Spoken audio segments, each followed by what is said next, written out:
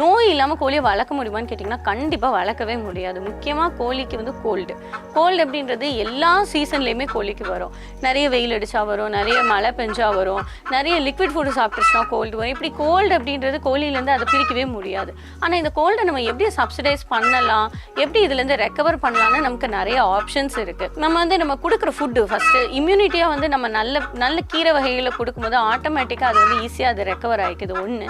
அது மாதிரி இந்த கற்பூரவள்ளி வந்து ரொம்ப ஹெல்ப் பண்ணும் கோழிக்கு. இந்த கோல்டு இருக்கும்போது கருப்பு வெத்தலை, கற்பூரவள்ளி, அது மாதிரி இஞ்சி வச்ச தண்ணி, ஓமம் தண்ணி, இது எல்லாமே வந்து கோழியோட இம்யூனிட்டியும் ஹெல்ப் பண்ணுது, பூஸ்ட் பண்ணுறதுக்கு ஹெல்ப் பண்ணுறது.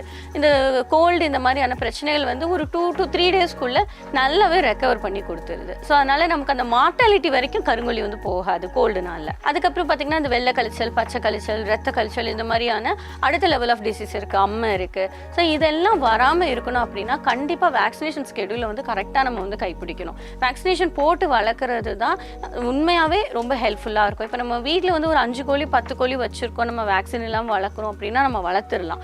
ஏன்னா நமக்கு வந்து ஒரு லாஸ் வந்தாலும் மினிமமாக இருக்கும். இப்போ நம்ம ஒரு 50 கோழி வச்சுருக்கிற இடத்துல ஒரு கோழி இன்ஃபெக்ட் ஆனால் ஒரு 3 to 4 டேஸ்க்குள்ளே மொத்த ஃபார்மே இன்ஃபெக்ட் ஆகிடும். 1 வீக்கில் நம்ம ஃபார்மில் ஒரு கோழியுமே இருக்காது, அந்த மாதிரி ஆகிடும். ஸோ வேக்சினேஷன் போடுறது வந்து எப்போவுமே நமக்கு வந்து வளர்க்குறவங்களுக்கும் சேஃபு, அது மாதிரி கோழிக்கு அது வந்து பெனிஃபிட்.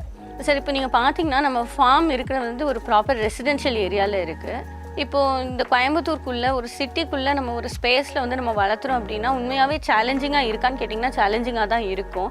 ஏன்னா ரொம்ப கோழியோட சவுண்டு வந்ததுன்னா பக்கத்தில் உள்ளவங்க அதை டிஸ்டர்பன்ஸாக பார்ப்பாங்க.